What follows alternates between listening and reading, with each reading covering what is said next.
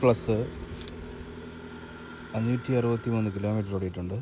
Already സർവീസിന് സമയമായെന്നാണ് കാണിക്കുന്നത്.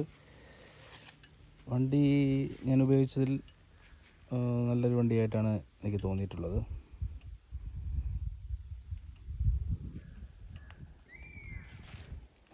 പല ഓപ്ഷൻസുകളും കാര്യങ്ങളും എൻ്റെ വണ്ടിക്കുണ്ട്.